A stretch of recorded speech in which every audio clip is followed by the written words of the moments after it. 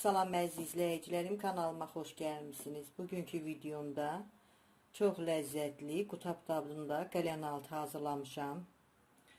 Tez bir vaxtda hazırlaya biləcəyiniz ləzzətli qutab dadında qəlyanaltılardır. Çox yaxşı da alınır. İndi keçək hazırlanmasına. Qəlyanaltı üçün göyərtiləri təmiz yumuşam, 2 dəstə şüyüd, 1 böyük dəstə keşniş, 1 dəstə soğan götürmüşəm. Əvvəlcə göyərtiləri xırda doğrayıram. İstənilən göyərti ilə hazırlamaq olar. Mən az hazırladım, siz ailə üzvlərinizin sayına görə daha çox hazırlaya bilərsiniz. Doğradığım göyərtiləri belə bir qaba yığıram hamısını. Şüydü, keşnişi.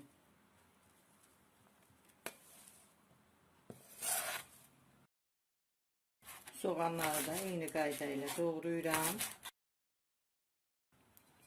Doğradığım soğanları da bura əlavə edirəm. 100 qram pendir götürmüşəm. İstənilən pendir olar. Yağlı, yağsız fərqi yoxdur. Çəngəllə əzirəm. Əzdiyim pendiri də göyərtilərin üstünə əlavə edirəm. 1 ədəd yumurta götürmüşəm. Bura biraz qara istiyor. Az duz səpirəm. Məndə pendir duzlu olduğu üçün duzu az əlavə edirəm. Qarışdırıram. İstəyə görə yumurtanın sayını artıra da bilərsiniz. Yumurtalı qarışımı da bura əlavə edirəm.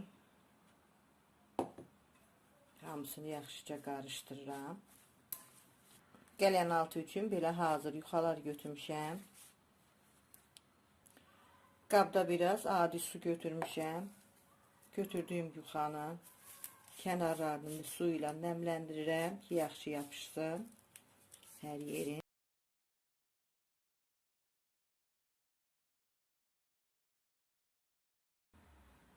Hazırladığım içliklərin ortasına qoyuram.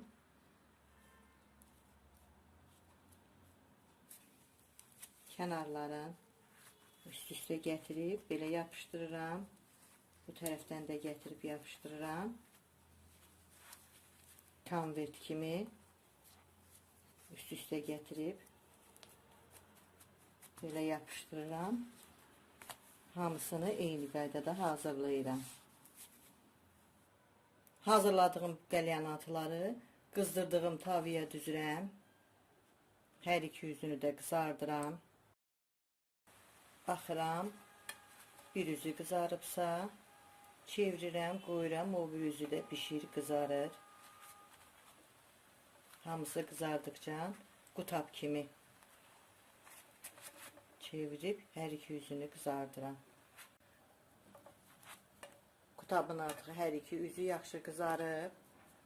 Ocaqdan götürüb qaba yığıram. Yenə qutabdan düzüb bişirirəm. Bişən qutabların üstünü kərə yağla yaxşı yağlayıram. Qutabların hamısını üst-üstə yığıram. Bu da yaxşı pişib. Onu da qoyuram o biri qutabın üstünə. Hamısı pişdikcə tavadan götürüb üst-üstə yığıb aralarını yaxşı yağlayıram.